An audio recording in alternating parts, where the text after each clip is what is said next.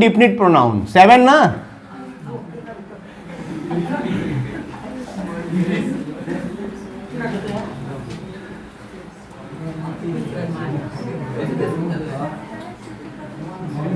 Indefinite pronoun यानी अनिश्चयवाचक, अनिश्चयवाचक सर्वनाम। अब देखो, पहले अर्थ समझ लो तो क्लियर हो जाए। अनिश्चयवाचक यानी ऐसे प्रोनाउन जो किसी निश्चित व्यक्ति या वस्तु को नहीं बताते, जो उनकी संख्या या उनको निश्चित नहीं बताने, कोई निश्चित व्यक्ति नहीं है। ऐसा कोई वर्ड आ गया जो प्रोनाउन के प्लेस पर है या नाउन के प्लेस पर आया हुआ है, प्रोनाउन का काम कर रहा है, तो ऐसा शब्द जो किसी निश्चित व्यक्ति वस्तु की ओर संकेत नहीं करता, वही इंडिफिनिट प्रोनाउन हो गया। अब ऐसे शब्द कौन कौन से होते हैं इंडिफिनिट प्रोनाउन? तो इंडिफिनिट प्रोनाउन में तो सबसे पहले ही हमने बताया था वन। वन माने अरे किसी वाक्य का सब्जेक्ट यदि वन हो, यानी one should do once duty, किसी को भी अपना कार्य, अपना कर्तव्य पूरा करना चाहिए। तो किसी को भी मतलब कोई पर्टिकुलर है क्या, कोई निश्चित है क्या? तो इसका मतलब है कि ये अनिश्चयवाचक सर्वनाम है, क्योंकि इससे किसी निश्चित व्यक्ति का पता नहीं चलता। जैसे यहां पर दे भी आता है, इसमें दे भी आएगा इसमें। हाँ, कह सकते हैं someone, somebody, something, no one, nobody, nothing, ये सब क्या है? सब इंडिफिनिट प्रोनाउन है। ठीक है, somebody, someone, something,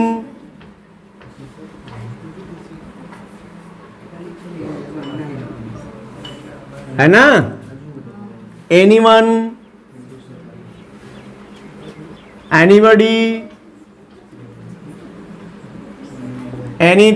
anything,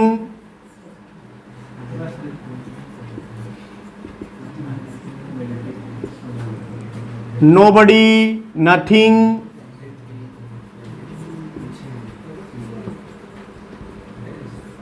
ये सब देखो ना। अब भाई यहां नोबडी आ रहा है, ये किसी व्यक्ति के लिए आएगा। थिंग जब आ रहा है किसी वस्तु के लिए आएगा ना। वन किसी व्यक्ति के लिए आएगा। वन का नेगेटिव बनाते हैं तो क्या होता है? यस, नन या नो वन, नन या नो वन। अब इस टाइप के जो वर्ड्स आपको यहां दिख रहे हैं, ये सारे वर्ड्स क्या हैं? सब इंडिफिनिट है। क्यों? क्योंकि इनसे किसी निश्चित व्यक्ति वस्तु का पता नहीं चलता, तो इसलिए ये सब इंडिफिनिट प्रोनाउन है। अब प्रोनाउन लगा है, इसका मतलब है कि ये शब्द नाउन के प्लेस पर ही आने वाले हैं। ठीक है, इसलिए ये सब्जेक्ट के भी प्लेस पर आ जाते हैं।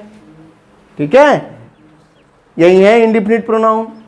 अच्छा, इसमें सम भी है, लिटिल भी है, फ्यू भी है, मेनी भी है। पढ़ा दो, लिटिल, सम, फ्यू, मेनी। ठीक है, हाँ, यस, ऑल, मच। देख रहे हैं ना? अब ये ऐसा नहीं है कि ये इतने ही लिमिटेड हैं।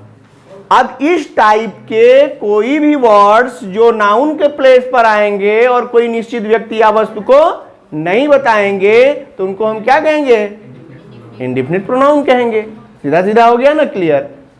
अब ये वर्ड्स की सूची हम इसलिए भाई, चूंकि आप इनको जानते हैं, लेकिन आप इनको इस रूप में नहीं जानते जैसा इसमें आज सिंटेक्स के रूप में पढ़ रहे हैं। ये वर्ड्स से आप परिचित हैं, लेकिन ये वर्ड्स कौन से वर्ड्स हैं ये आपको पता नहीं था। जैसे अभी कहा किसी ने अनइम्पॉर्टेंट एजेंट, तो अनइम्पॉर्टेंट एजेंट क्या है? तो अनइम्पॉर्टेंट एजेंट यानी जब पैसिव वॉइस में ये सब्जेक्ट के प्लेस पर होते हैं, तो पैसिव वॉइस बनाते समय बाई के साथ, बाई के बाद इनका प्रयोग नहीं किया जाता, इनको हटा दिया जाता है वाक्य से। क्यों? क्योंकि इनका वाक्य पर कोई प्रभाव नहीं पड़ता। ये अनइम्पॉर्टेंट इसलिए है क्योंकि ये इंडिफिनिट कोई निश्चित व्यक्ति या वस्तु को नहीं बताते हैं। क्लियर हो गया ना? आइए इसी में देख लीजिए number 8, distributive pronoun. Distributive pronoun. हाँ, डिस्ट्रीब्यूटिव यानी विभाग सूचक। किसमें?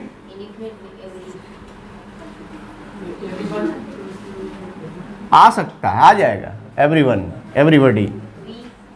हाँ, फर्स्ट पर्सन का प्रोनाउन है तो कैसे इसमें आएगा? तो वो भी तो नहीं बताता है। कौन? हम लोग। हाँ, निश्चित तो नहीं बताता। वी, हाँ डाल सकते हैं, वी, पीपल आ जाएगा। लेकिन पीपल तो अब नाउन में आ जाएगा ना, हम प्रोनाउन में आ रहे हैं तो वी आ सकता है इसमें। वहाँ पर्सनल प्रोनाउन भी है और यहाँ इंडेफिनिट प्रोनाउन भी है। ठीक है, दोनों के रूप में हम जानेंगे इसको। आइए हम बात करेंगे डिस्ट्रीब्यूटिव प्रोनाउन की। विभाग सूचक। विभाग सूचक का मतलब, अरे विभाग यानी जहाँ बंटवारा हो जाए वहीं पर होता है। तो अब बंटवारा करने वाले शब्द कौन कौन से हैं? यानी डिस्ट्रीब्यूट का नाम से ही डिस्ट्रीब्यूटिव मतलब डिस्ट्रीब्यूट करते हैं, बांटते हैं। तो बांटने वाले सर्वनाम कौन कौन से हैं? तो ईच, एवरी, क्या?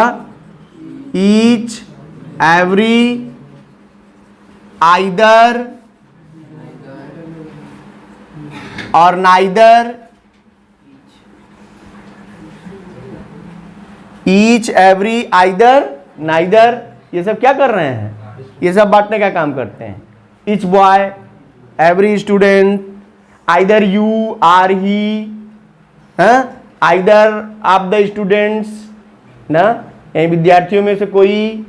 ठीक है, यही डिस्ट्रीब्यूटिव। जैसे एग्जाम्पल के रूप में देखो, each of the girls got a reward. Each of the girls got reward. इसको भी देख लो, यदि इसको ये लिख दिया जाए, ईच गर्ल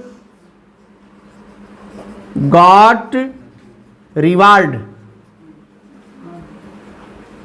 यहां हम ये दो सेंटेंस इसलिए लिख रहे हैं क्योंकि इन दोनों में देखो ईच डिस्ट्रीब्यूटिव एडजेक्टिव भी आ जाएगा।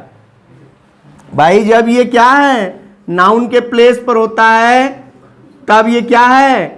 प्रोनाउन है। और जब किसी नाउन के साथ है तब एडजेक्टिव। बात समझ आ रही कि नहीं आ रही? यानी यही ईच, यहां देखो ईच गर्ल, गर्ल के तुरंत साथ हो गया। और ईच ऑफ द गर्ल्स का मतलब, यहां ये ऑफ जो आता है प्रीपोजिशन बीच में आया, इसका मतलब इसका और इसका संबंध है। ठीक है, ये इस नाउन के लिए आया हुआ शब्द है, नाउन के साथ आया हुआ शब्द नहीं कहलाएगा। और यहां क्या है कि इस नाउन के साथ आया हुआ शब्द है, इसलिए ये ईच प्रोनाउन है और ये ईच एडजेक्टिव।